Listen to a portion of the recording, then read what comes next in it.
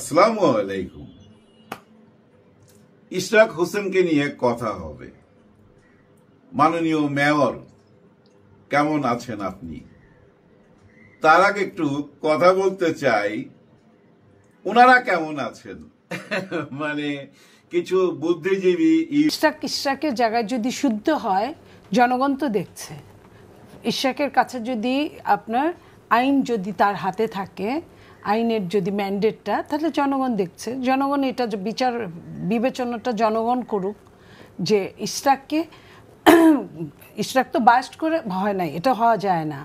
আপনার আদালতে রায় পেল, তারপরে নির্বাচন কমিশন কারা গঠন করেছে? এই সরকার গঠন করেছে, আগেরও না।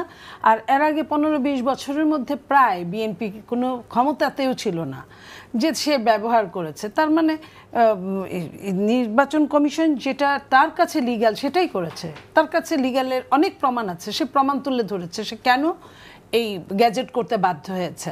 তো তারপরে যখন আপনার শুধুমাত্র কারো ইগোর জন্য বা কারো নিজস্ব ব্যক্তি স্বার্থের জন্য যখন আপনার ইশরাককে ওই শপথ নেওয়াতে দিচ্ছে না বা হচ্ছে না, তখন সেটা ইশরাক করছে। সেখানে আপনার মনে করেন যে একটা সরকার এইখানে তার নিজস্ব স্বার্থ হাসিল করার জন্য এই কাজটা করতে পারে না সরকার। তার আগে একটু কথা বলতে চাই, ওনারা কেমন আছেন? মানে কিছু বুদ্ধিজীবী ইউটিউবার আছে, বিভিন্ন চ্যানেলের সাথে জড়িত, ওনাদের পিছনের মধ্যে না আগুন জ্বলতেছে, পোড়া গন্ধ ভাই চারিদিকে ছড়ায় গেছে। কারণ ডক্টর ইউনূস স্যারের সাথে কেন তারেক রহমান সাহেব হাত মিলাইলো, এ হাতটা কেন মিলাইলো, এতেই তাদের পিছনে জ্বালা পোড়া শুরু হয়ে গেছে, ধাও ধাও করে জ্বলতেছে, সহ্য হচ্ছে না। তাদের একটাই কথা, বিএনপি হেরে গেল হাত মিলায়া, নাহলে বিএনপি আদায় করতে পারত ডিসেম্বরে নির্বাচন। মানে তারা চাচ্ছিল বিএনপি ঈদের পরে এমন ধাক্কা দিবে যমুনা পুরা ভাঙ্গা চুরা চুরমার হয়ে যাবে। হ্যাঁ, ওই যে ইসরায়েলে যেমন মারতেছে না, ওরকম আর কি, ওনারা মাইরা দিবে যায়া, এরকম একটা চিন্তা ভাবনা ছিল। মানে এক ধাক্কায় ইউনূস স্যার পালায় চলে যাবে, ওনারা নির্বাচনটা আদায় করে নিবে, আর নিজেরাই নির্বাচন কমিশনার বানায় নিবে, নিজেরাই ঘোষণা দিবে, নিজেরাই নির্বাচন করবে। এরকম শক্তি তো বিএনপির গায়ে, সেই শক্তিটা কেন দেখাইলো না? এটাই তাদের জ্বালা পোড়া। মানে দেশে অশান্তি লাইগা থাকুক, আর ইউনূস স্যারের বিরুদ্ধে আর কোনো কথা বলা যাচ্ছে না এখন, কারণ বিএনপি হাত মিলায় ফেলাইছে। আগে তো বিএনপির সাথে নিয়ে ইউনূস স্যারের জ্বালাইতো, আবার সঙ্গে ছিল আওয়ামী লীগ। এই যে দুই পক্ষের ভিউ, এই ভিউ বাণিজ্যটা করতেছিল ইউনূস স্যারের বিরুদ্ধে কথা বইলা। এখন দেখতেছে যে ইউনূস স্যারের বিরুদ্ধে কথা বললে আর খাচ্ছে না, কারণ বিএনপি তো ওনার সঙ্গে চলে গেছে।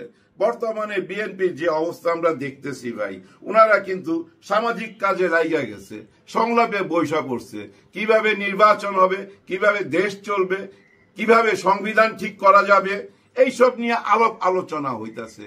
কিন্তু এই আলাপ আলোচনা কেন হইতাছে, এটাই তাদের জ্বালা। আবার তারা বলে কি জানেন, ইশরাক হোসেন যে খোঁচাইতেছে যে আপনার তো কনফার্ম জয় ছিল, কনফার্ম আপনি মাননীয় মেয়র হয়ে যাইতে পারতেন, জাস্ট আপনার বস ওই যে লন্ডনে হাত মিলায় ফেলাইছে, এই জন্য আপনার আন্দোলনটা ধ্বংস হয়ে গেল, আপনি আন্দোলনটা করতে পারলেন না, কারণ আপনার সুপ্রিম বস হাত মিলায় ফেলাইছে, যার ফলে আপনি মাননীয় মেয়র হইতে পারলেন না।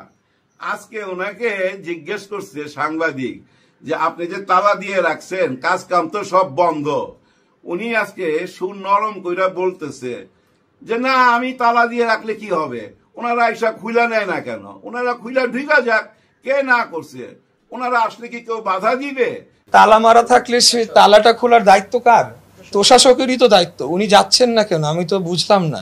এমন যদি হতো যে প্রশাসক ওখানে গিয়েছে, এখানে কোনো ধরনের অপ্রীতিকর ঘটনা ঘটেছে, তাহলে আজকে আপনারা এই প্রশ্নটা আমাকে করতে পারতেন। মানে সুর নরম হয়ে গেছে, আপনারাই শুনেন ওনার মুখে কতটা নরম হয়েছে উনি। নগর ভবনের গেট খুলতে বাধাটা কোথায়? কেউ আসছে না কেন, এসে গেট খুলছে না কেন? প্রশ্নটা তো আমার। আমরা সেই ঈদের আগের থেকে বলেছি জরুরি সেবা সহ সমস্ত সেবা চালু করে দেওয়া হোক। আমি নিজেও ঈদের দিন বর্জ্য ব্যবস্থাপনা পরিদর্শন করার জন্য মাঠে ছিলাম। উনার এই কথাগুলোর মধ্যে একটা গুরুত্বপূর্ণ কথা আছে যেটা উনি বুঝতে পারছেন, সেটা খেয়াল করছেন? এখন যেটা দেখা যাচ্ছে যে বর্তমান সরকার চতুরতার সাথে এমনভাবে একটা ষড়যন্ত্র করছে যাতে করে একটা নাগরিকদের যে দুর্ভোগ সেটাকে আরো বৃদ্ধি করে তোলা যায়। কারণ জোন অফিসগুলা কোথায় আমি জানিও না, জোন অফিসগুলা কোথায়, সেখানে যাতে একটা ব্যাহত বিঘ্ন ঘটিয়ে সৃষ্টি করে জনগণকে খেপিয়ে তুলে আমাদের উপর সেই দায়টা চাপিয়ে দেওয়া যায়। দেখেন, উনি নিজেই বলতেছে সরকার নগর ভবনের দিকে আসতেছে না, না আইসা আমাকে দোষী করতেছে, মানুষের চোখে আমাকে খারাপ করতেছে। বুঝছেন, রাজনীতিটা বুঝতে পারছে, দেরিতে হইলেও বুঝতে পারছে। সত্যি সরকার চুপচাপ আছে যে মানুষ দেখুক ওর কার্যকলাপ গুলা। যাকে মানুষ এত ভালোবাসতো তাকে এখন মানুষ কি ধরনের কমেন্ট করে সে নিজেই দেখুক, নিজেই বুঝুক কি ভুলটা করছে, যার জন্য সরকার কোনো চাপ দেয় নাই। এখন চাপ দিছে, আসিফ মাহমুদ বলছে এটা একটা ফৌজদারি অপরাধ। এভাবে নগর ভবনকে চারিদিক থেকে তালা মাইরা রাইখা দেওয়া, কারো কাজকর্ম করতে না দেওয়া, এটা একটা ফৌজদারি অপরাধ। তার মানে কি জানেন, এটা মামলার দিকেও যাইতে পারে। ইশরাক সাহেব হয়তো এটা বুঝতে পারছে। আমরা এর আগে একটা কথা শুনে আসতেছিলাম বারবার, আসিফ নজরুল সাহেব এই ভেজালটা লাগাইছে।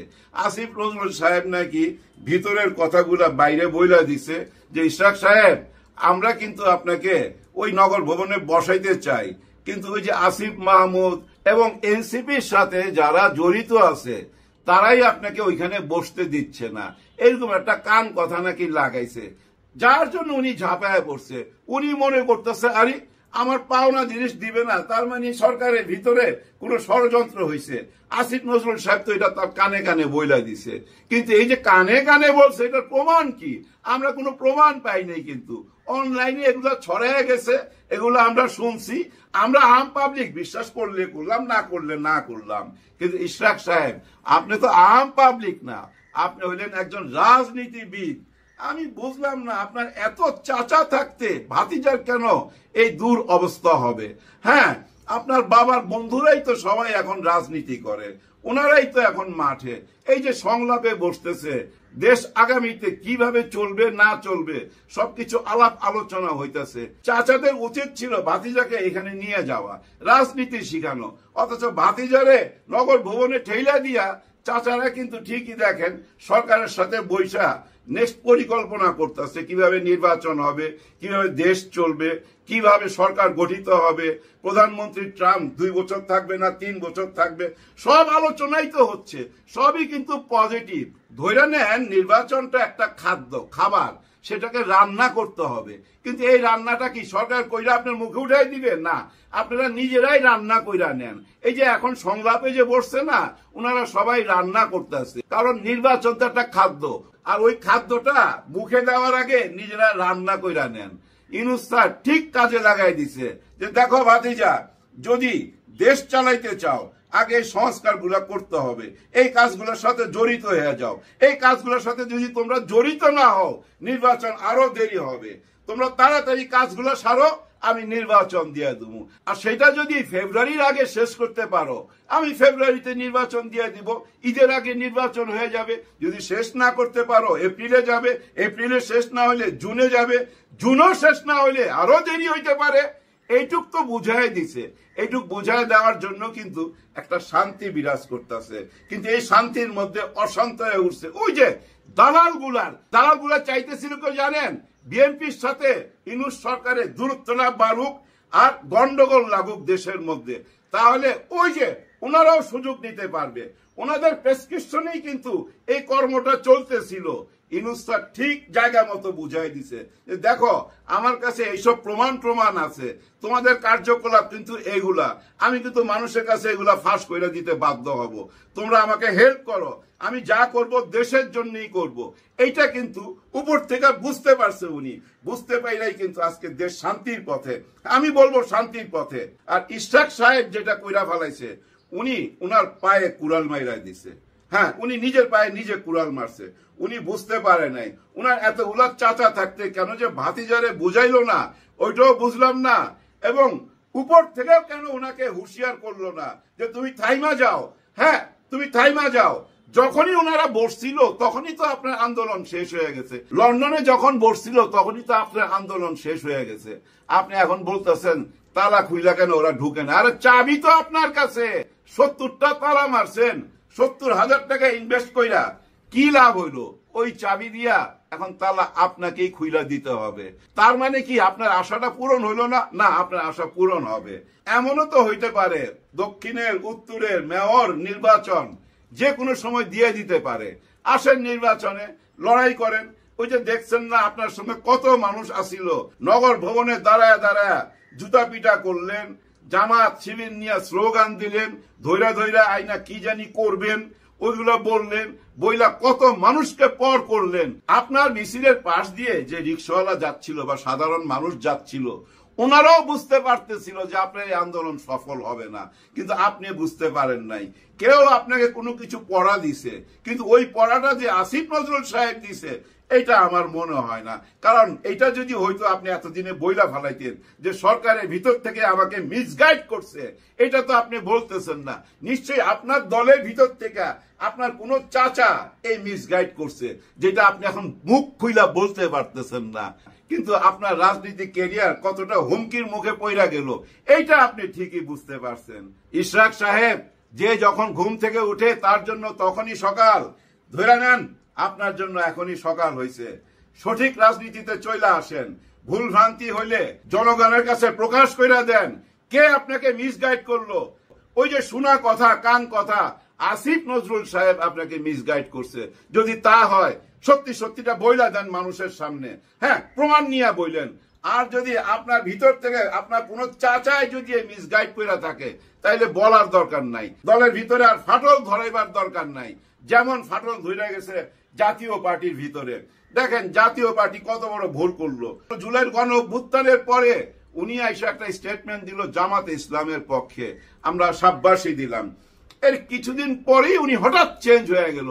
যখন দেখলো যে বিএনপি ডিসেম্বরে নির্বাচন আদায় কইরা ছাড়বে, উনি এটা বিশ্বাস করছিলেন, লগে লগেই সুর চেঞ্জ কইরা স্বৈরা শাসক বলতেছিল ডক্টর মোহাম্মদ ইউনূস স্যারকে, যেটা স্বৈরা শাসক, এরা নির্বাচন দিতে চায় না, নির্বাচন দিতে হবে ডিসেম্বরের মধ্যেই দিতে হবে, নাহলে তারাও রাস্তায় নামবে। দেখেন এইটা বলতে গিয়া তাদের দলের ভিতরে এখন ফাটল। দলের বড় অংশ কিন্তু আলাদা হয়ে গেছে, উনাকে চেয়ারম্যান মনে করে না, জিএম কাজী সাহেবকে আর চেয়ারম্যান মনে করে না। ওনারা আলাদা কেন হয়েছে? ওই যে সরকারের সাথে বসতে চায়, হয়তো সরকারের ভিতর থেকে গোপনে এরকম কোন খবর পাইছে যে তোমরা আলাদা হয়ে আসো, ওকে বাদ দিয়ে আসো। ঠিক তেমনি একদিন কিন্তু আওয়ামী লীগও আসবে অনেককে বাদ দিয়ে। হ্যাঁ, আওয়ামী লীগ তো নিষিদ্ধ পার্টি না, আওয়ামী লীগের কার্যকলাপ নিষিদ্ধ। আর এই কার্যকলাপ নিষিদ্ধ কতদিন পর্যন্ত? যতদিন পর্যন্ত আদালত কিছু না বলতেছে। আদালত খুব শীঘ্রই বইলা ফেলাইবে, ফেব্রুয়ারির আগেই বলবে, নির্বাচনের আগেই বলবে আওয়ামী লীগ নিষিদ্ধ কি নিষিদ্ধ না। আওয়ামী লীগকে নিষিদ্ধ করা যাবে না, এটা আপনারা বুঝেন, আমিও বুঝতেছি। কিন্তু কোন আওয়ামী লীগ আসবে সামনে সেটা দেখার অপেক্ষায়। আরো অপেক্ষায় ছিলাম জামাত ইসলামের 25 তারিখের অনুষ্ঠানে কি বলে ওনারা, কি বক্তব্য রাখে সেটা শোনার জন্য।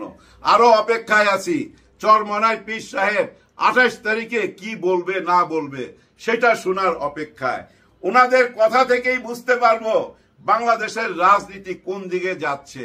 ওনারা বক্তব্য রাখার আগেই একটুখানি বুঝতে পারতেছি, ওই যে একই কথা বলবো আবার, একটি ভোটের বাক্স, জামাতে ইসলাম সহ টোটাল ইসলামিক মাইন্ডের সবাই একটি ভোটের বাক্স, এবং তার সাথে এনসিপিও থাকতে হবে। এনসিপি আলাদা কিছু হইলে কি হবে আমি জানি না, ওইটা নিয়ে মাথাও ঘামাই না, কিন্তু এনসিপি কে থাকতে হবে ইসলামিক মাইন্ডেড ওনাদের সঙ্গে। অন্য কোন দিকে যাইবেন পয়সা যাবেন ভাই, পয়সা যাবেন, নিজেকে পচায়েন না, সঠিক পথে থাকেন, সঠিক রাজনীতি করেন। নির্বাচনের এখনো বুঝছেন 8-9 মাস 10 মাস অথবা 1 বছর দেরি আছে, অনেক কিছু হয়ে যেতে পারে। 9 মাসে এই দেশ স্বাধীন হয়েছে, অনেক টাইম, অনেক কিছুর পরিবর্তন হয়ে যাবে। অনেকের ভুল রাজনীতিতে অনেকে পিছিয়ে পড়ে যাবে, আবার অনেকে সঠিক রাজনীতিতে সামনে চলে আসবে। মাঠে নাইমা যান, কাজে লাগা যান, সামাজিক কাজে লাগা যান, মানুষের দোয়া নেন, ভোট চান, কিন্তু মাথায় একটা জিনিস রাখতে হবে। 2 আঙ্গুল বারবার দেখাই কেন? 1 আঙ্গুল দেখাবো, ওই যে সংস্কার আর বিচার। ওই দুই আঙ্গুল ঠিকই দেখাইছিলাম, ওই দুইটা হইতে হবে, তারপরে নির্বাচন। সবার জন্য সবাই দোয়া করবেন। আল্লাহ হাফেজ।